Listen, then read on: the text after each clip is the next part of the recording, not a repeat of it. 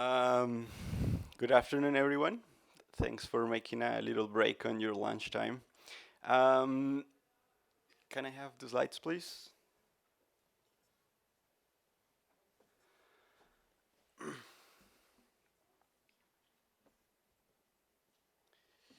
So, um, you might be wondering, well, this is about how to use data science. Oh, first I should introduce myself. I'm Fernando Cagua. I'm doing a PhD at the University of Canterbury in New Zealand. And as part of my PhD, I had to work with some organizations, NGOs in the Seychelles, for example. And I noticed that there is a lot of tools out there that businesses use nowadays that are very underutilized by conservation organizations. And so this is a kind of an informal talk, kind of just an appetizer to show you what is out there and what is the potential for some which tools are there to improve what we do in management and conservation. So let's start with kind of like a brief definition of data science. It's kind of like a big buzzword nowadays, and so it doesn't really have a very like a standard definition. But in general, it's just all about using data for decision making. And so I hope you can see the similarities with management in conservation, because basically what we do is to take the best data we have about an ecosystem, an environmental problem or something, and then act upon it to protect it or restore it or something like that. And so another buzzword is like these things about business intelligence. And so there is this misconception that business intelligence is something that only very large companies can do, I can afford, like Google when it shows us the right I don't know, the ads that we like, or Amazon when it shows us the products that we might want. But it really is about having a proper structure of the data and using it smartly uh, to do decisions. And also maybe there are a lot of similarities here with this theory of adaptive management. So adaptive management is all about collecting data, but not just stopping there, but just using it to improve the data collection. Is just a cycle. It's not a linear process. But in reality, this adaptive management paradigm is sometimes hindered by, um, let's say, a lack of tools. Sometimes it's a lack of vision on what to do with the data afterwards. And so what I want to propose is that we in conservation maybe should use a lot of these processes and strategies and tools that are already almost standard in business for our goals. And so I put the word small there because really that's something that even small businesses can do nowadays, 10, 15 employees, and that's about the size of most at least local NGOs. And it's something that, because a small business can do, is not something that is terribly expensive. Of course, depending on the size and the complexity of the data, is more and more expensive, but even just the basic can have a really large impact on conservation, I think. And so there are like, let's say, 5 main components to this business intelligence. On the left, you can see what is usually regarded as the first step, which is creating the data set, basically when we go out in the field and collect data. And what it happens now, yeah, this is basically what I say. Um, what it happens nowadays is that we design the research based on the conservation question we have. We go out and collect data, and then eventually we go and analyze the data to write a report or something like that. In reality, what tends to happen, sadly, and not because we are not aware of the problems, but because it's just difficult to do, is we design the research, we collect, design a form, and a lot of times this kind of, the research gets like expanded upon that form. So that's the first base for the project, the research question and whatever we have. And then everything builds up on then. And then eventually we find some volunteers that go and type the data in Excel. and tends to stay there for 6 months, 1 year, 2 years, sometimes even longer.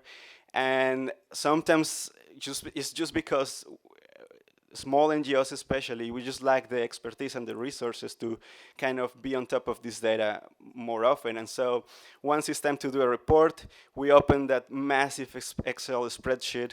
We found lots of typos, lots of little problems, and a lot of mistakes. Sometimes it's too late to correct it. We cannot do some fancy analysis, we just do basic stuff. We do a report and goes. And sometimes this is enough for the important decision making, sometimes it's not. But the reality is that most of the times, a lot of this data is being underutilized, and there is lots more that could be used, not only to like the ultimate goal, whichever it is, to preserve something, know how many species there are, or their population trend, something like that, but also because we only learn what we did wrong 2 or 3 years after we did a mistake, or after someone did a mistake on the line. And so this is how kind of what I want you to think about is like, we design the research, but then we also think on how is this data going to be analyzed. And so then just very basic, very simple changes on how we do things can have this large impact. The first thing is like, when possible, let's just stop using paper forms. And there are lots of tools that you can use, your phone, a PDA, a tablet, a laptop, to collect this data electronically. And so there is also this misconception that, oh, I cannot do that because I'm in a remote place. I work in the Amazon, there is no coverage. And so most of these tools are work offline, so it's not really a problem. And once they get online, they just sync all the data. So it's sometimes the limitation will be that there is lack of expertise. So it's the person that is collecting the data, sometimes it's their own communities, they don't have a phone. So you still have to use paper, but whenever we can, let's use it. And when you do this, some water. When we do this, this data goes automatically into an online database. Depending which kind of the tools we use, this database might look a little bit different, but the important thing is that it is going to a centralized place that is kind of safe. It's usually in the cloud, or if it's a larger NGO, can also be in their own IT infrastructure, but this NGO doesn't need to have any IT infrastructure. Or the researcher, if it's like just a purely academic project, it can be on the cloud if the data is not really sensitive. And so once we have this database and not just an Excel spreadsheet, we can put a third layer in which we can analyze the data almost on the fly, which is really almost impossible if we do it with an Excel sheet. But if it's an online, we can do all sorts of magic with that data. And so this is what I call like business intelligent conservation or something like that. And so I just want to go over this kind of the other parts of this business intelligence. So once you have this data set in the right format, you can use tools that even small businesses use nowadays to explore that data almost any time. It's much easier to use because you don't need to know R to go and explore. And so sometimes someone has to design the analysis really quickly, but it doesn't need to be a really publication level analysis. But it means that a manager can go and check that, and whenever the data is updated because someone collected more data, then the analysis just repeats itself, and the manager can just go and have a view what's going on the field just 1 hour after someone went out in the field and collected the data. And so we do that with what's called dashboards, where you see indicators of what's going on in the field. And social component is, I guess, it's like an optional part, but it's really, it has a really big potential, especially in projects when there are community involvement. So a lot of the times we go and work with a community, and we ask them lots of questions, ask them to give us information, blah, blah, blah. And then it's often the case, sadly. We kind of forget about them for a long time. And then maybe if everything goes right, we come back in 1 year and shows them a slideshow about the results, and then they're like, oh, okay. Sometimes it doesn't even happen that. So this part, because it can be done like online, it means that the people that is helping you collect the data, the community can use, if they have access to internet, they can go and themselves have a look of what their data looks like, and themselves can have a look at, take their own conclusions as well. So just because is this like an appetizer to show you what it looks like, I will show you like a demo. I'll just load it here. And so this that I'm going to show you is something that I did just in a couple of weeks when I was working in Seychelles. And they had this problem that the main office is in Mahe, is in the capital of Seychelles, basically. But they're in charge of the management of Al Daura, which is an oceanic reef that is about 600 kilometers from the main island. There is a boat that goes there 2 or 3 times a year, and getting a plane there is about 20,000 euros. So it's really difficult. Internet is not very good, so there is usually a long distance between what's happening in this, it's a national park, a UNESCO heritage site, there, and what is going on the decision making 600 kilometers away. And so one of the things they do is that it is a fully protected area, and no one is allowed to fish there except for the subsistence of the people that works and lives in the research station. And because it's the only one, pretty much the only one, destructive activity that they do in this site, they want to really have a good look of what's going on. And they're having problems of people fishing way more than they should, fishing the wrong species, because fish is for free, then just like eating 3 kilos of fish a day. And so this thing basically is something that takes upon some data that they already have, put it into an online database, and then the people in Mahe can just see this dashboard. And so it shows you, you can choose like the dates, whatever you want to see the analysis for and from.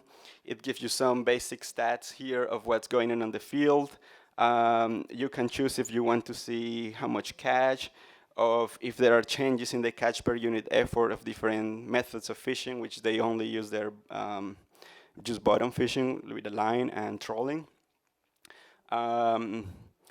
They can see stuff like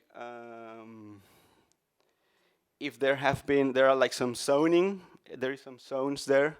And so because they are using basically a phone that has a GPS there to collect the data, they can know if the fishing is complying with the fishing zones, which are the red ones.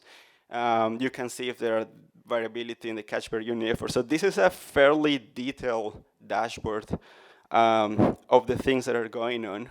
It doesn't need to be this detailed, but people can download a list of every single fish that has been obtained there. How are the trends of fish consumption in the island, because fish is for free, they tend to eat too much, so enables them to make decisions about the fishing zones, about if there should be a limit, a quota on how much fish people can eat, if they are returning the species which they should return, which in this case they have not. They can see what is the catch composition. So it's just a lot of things, and usually it used to be that they collect the data in a form, and every 3 months they compile the data in a small report, and then it gets sent to Mahe. But because the research coordinator in Al Daura has so many other things on top, this report takes 1, 2, 3 months to be done, and is usually also very basic. And so by the time it's there, you are learning about what happened in the field about half a year ago. Whereas with this system, they don't need to do a report anymore, because all the managers and the decision makers can just do it, there. And so this is one thing. I also wanted to do like a leaf demo.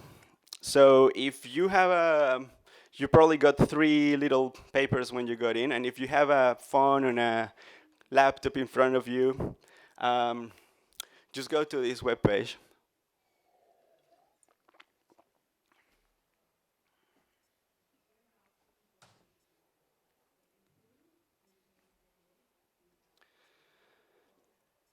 And so in this web page, what you can see is basically just kind of an outline of this talk. You can download the slides if you want, and you can access the demo, sorry. So let's see. So this is how it looks if you're looking at it in a laptop. If it's on your phone, it just looks a little bit different. And I want you to go to the third part of it where it says try it yourself. And so, and then just click on the button that says fill survey. This is the address if you are not there yet. iccb-datarich.com.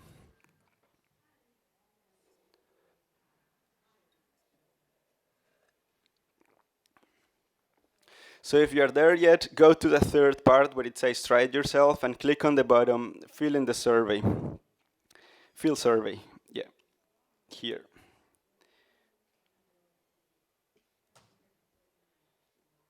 And so it will take you to, everyone there? Yep. So it will take you to a form like this. So this is the simplest form that you can imagine. So basically, I wanted to imagine a scenario in which an NGO is in charge to analyze the biodiversity of a place. And so sometimes, especially if it's a remote place, it is an expensive thing to do because you ask, okay, so how many sites do I need to go? Or how many times do I have to repeat the sample to get an actual estimate of the biodiversity that is there? So I'm using some real data that was published in some in Science actually some years ago. It's just some species accumulation data, and I just changed the name so it's easy to type. So if you can, just type in the 3 species you can, fill in the survey. So put the number of the site, and then you put 1 species, and then the next species, and so on. And when you're ready, just click on submit. And you probably, some of you already done this, I can see that. And so the idea is that whenever anyone fills the data, this curve gets updated. And so in reality, obviously this doesn't happen so quickly, but making this service is fairly expensive. So if the manager can see, without having to use complex R stats or something, that after 10 sites or after 10 visits, you are reaching the plateau in the species accumulation curve, then you say, okay, this is it. We can stop. And so it means that basically that you can save money by using this paradigm, this approach. And so this is kind of what I want to say, and it's probably the main message of this, is that it might look as something that is expensive and only big businesses can do, but it really can be something that can optimize the resources, the very limited resources that we have as conservation scientists and as conservation practitioners. This is also super simple. It took me about 3 hours to set it. And so you see like a list of things, and you see the graph, and you can see, put more things. You can actually show the actual data if someone wants to download it. If it's something like a community project, then you put indicators that are easy to relate to the community. If the target is to, I don't know, trends in hatching turtles or something, that then your main, you always put your main indicators, which you hopefully have very clear from when you design your research or your conservation question.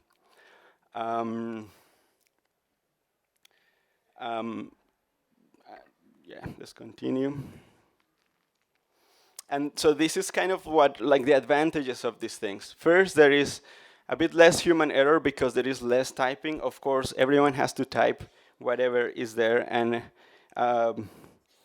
if someone, we were actually very lucky and no one like type something bad, but oh, for example, this, it says pig here on top with capital P and with small p, so it just thought it was a different species. But so you can put also kind of filters here to correct for these little things, but the important thing is that you can see straight away if there is a problem with the data, and you can go and modify it. If someone of your volunteer team or is doing a mistake with the error, you can straight away correct the data before it's too late, and not 2 or 3 years afterwards when you're just looking at a massive Excel sheet.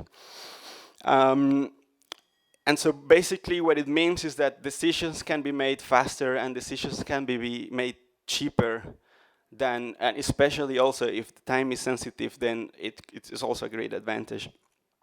And so there are like two, do you have a question, sorry? Yeah. So this is my hobby horse lately. To solve that problem that you just showed, what we really need is common data standards. Because if Yes. everybody uses common data standards, then you avoid that problem of where things don't roll up. Absolutely true. Absolutely true. So, but I mean, even if especially if you have a large team of people collecting data, then it makes even more sense to have a standard for your data. But when you do these kind of online things, you can be very restrictive of which kind of data is acceptable. And so it helps a lot to filter all these problems. Everyone probably, especially if you are from the US, have this problem to get the dates in a different format that you're used to, and then you have to spend 3 days trying to fix these kind of things. So the two important things that have to change when we design a conservation project is first the data collection, and the second, probably the most important, as he said, is once you have a proper data management. And then you can, it's not necessarily, but once you have that, you can actually put the second layer on top, which is very useful. But you cannot put the second layer on top if you don't do the first thing right. You have this data analysis, reporting, the interactive exploration, and so on. It can be online, whatever. So the first part is probably the crucial one. Just use an electronic form, just not a paper. Can work offline in almost any device. And the data can be stored on the cloud or in-house. There are lots of tools out there. The one in the bottom is, for example, a tools that by ESRI, which is they made ArcGIS.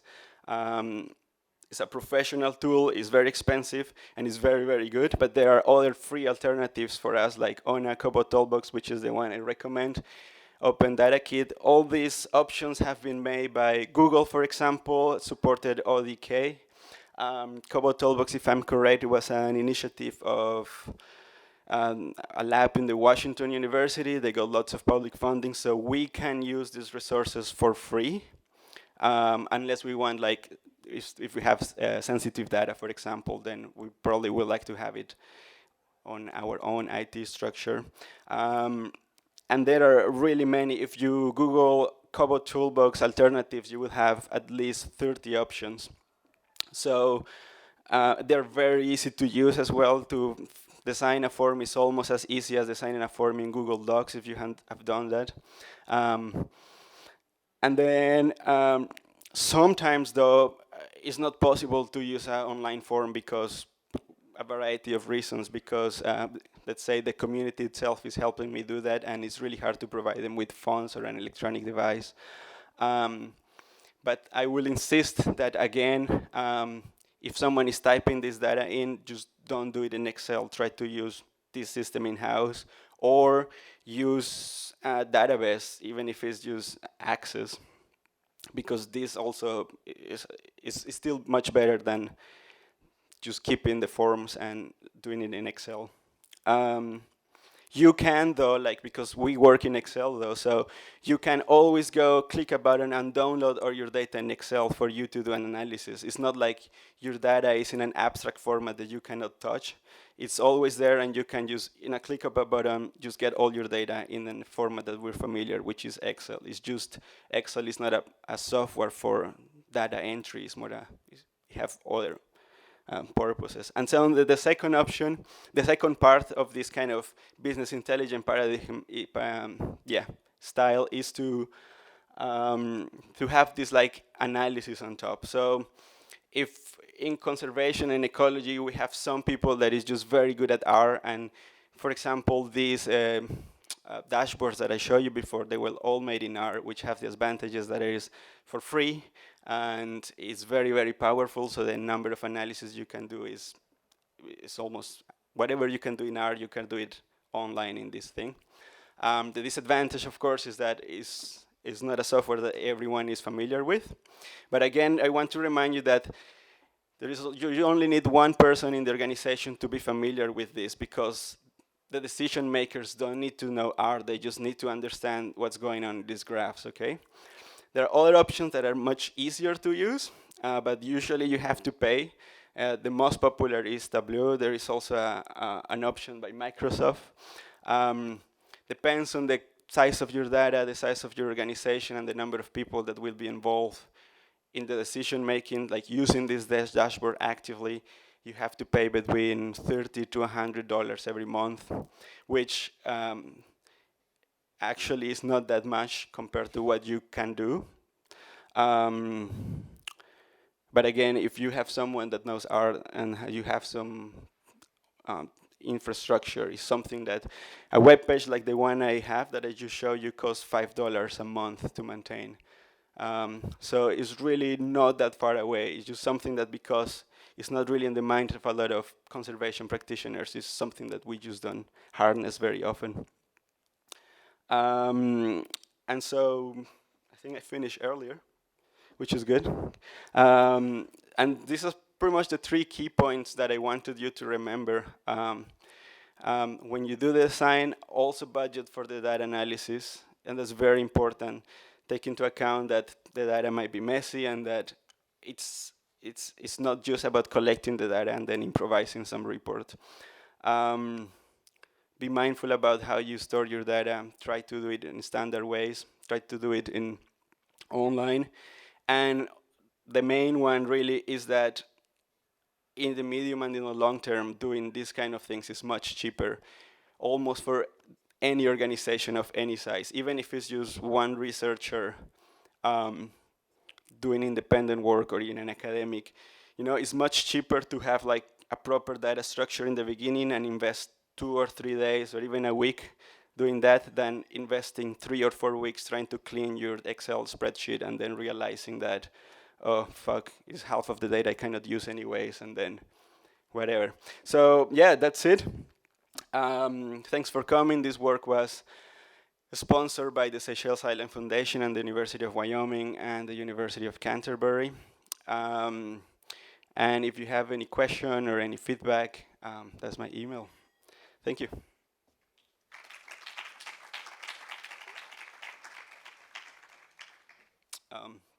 We have, yeah.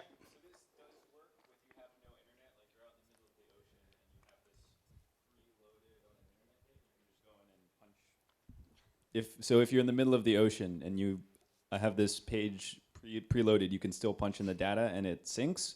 Yes. Or you have to, yeah, so yeah? Absolutely. So maybe I can load it here. So this is the form, and I'm just gonna go offline right now. Oh, okay. Oh, there it is. Boom. So I'm offline right now. There is no internet.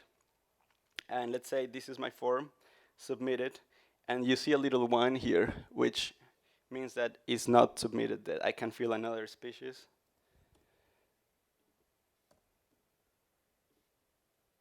There you go. And once I connect, go online again,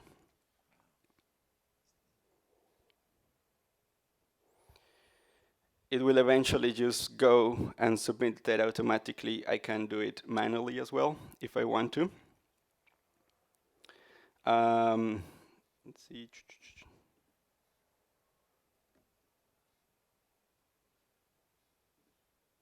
I can even like reload the page and the data is still there. And if it doesn't go automatically, I can just go upload. And so it works from any browser, in almost any device. If your phone or whatever device, sometimes a lot, especially in Africa, they use PDAs, which don't have internet connectivity or don't have modern browsers. There are lots, it can be downloaded as an app for Android, for example, or for these older devices. So you don't, it really, yes, you can be, as long as you have power in your device, you can use it. Yeah.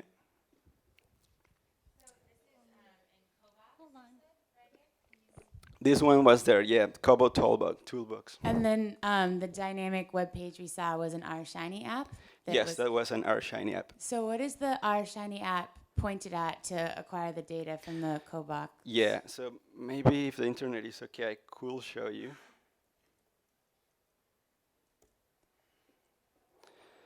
So basically, I have my forms here, and yeah, it is there. And so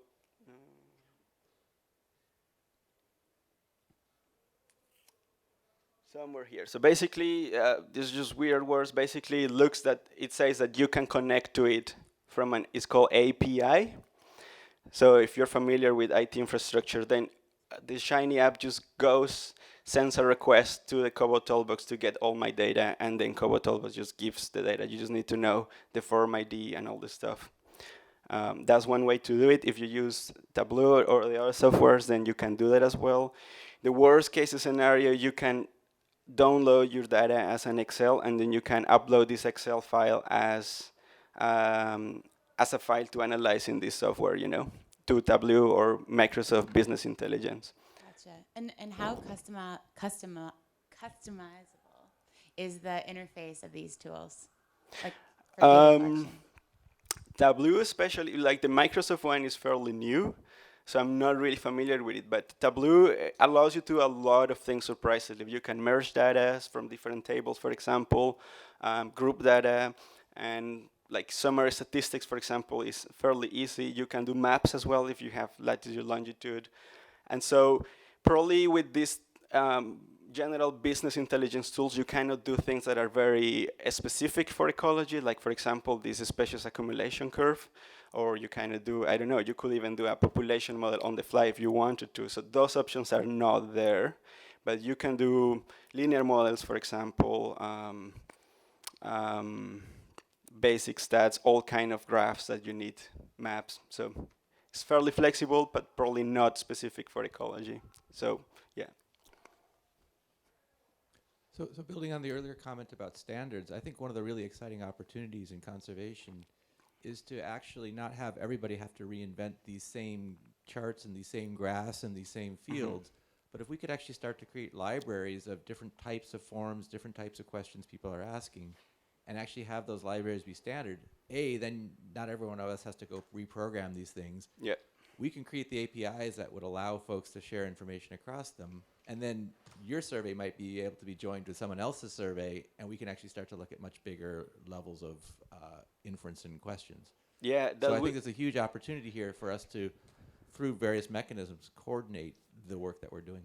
That will be a really very exciting thing to do, and it happens already in some areas of conservation. So, for example, in coral reefs, you have many standard methodologies to survey this ecosystem. So it should be fairly easy to put this there so that researchers can just put their data in there from the field and not have to send it to a central organization and then they give you the data back. So yes, actually that's a really exciting thing, because there is at least 300 NGOs counting turtle eggs in the world, or a dozen counting sharks, and so it's really very, very similar, and there is a lot of overlap that could be harnessed. Yeah. And just to follow up, I think it's a great point, and what you said is exactly the issue.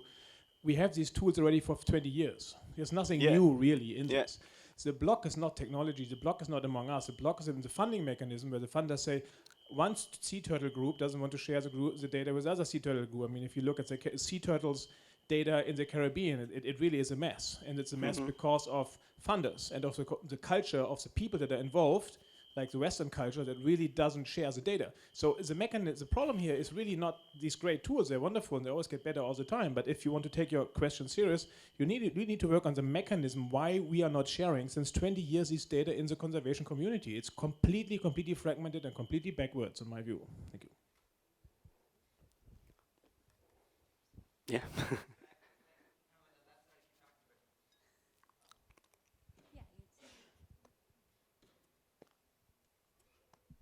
I absolutely agree with the last comment, but my wife works for the Human Genome Project, and in the genome world, there is a deal where if you kick any funding from any major funder, or if you publish in Science or Nature, any major organization, you have to deposit your sequences in public databases. It is not even argued, it's not discussed. We could do the same thing in conservation.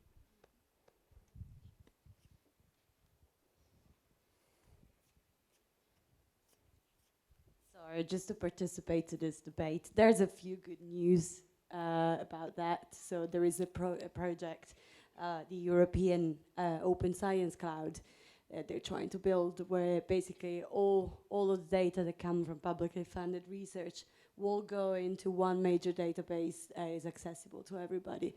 So I understand, but there's some good news.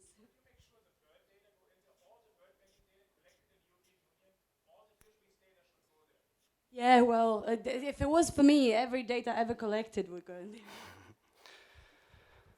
Cool. Yeah.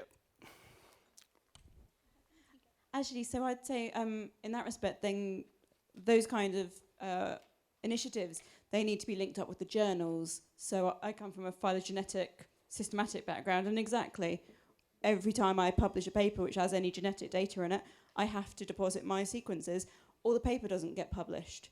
If I have more than a few sequences which don't have vouchers and they're not publicly deposited and accessible to everybody, paper doesn't get published.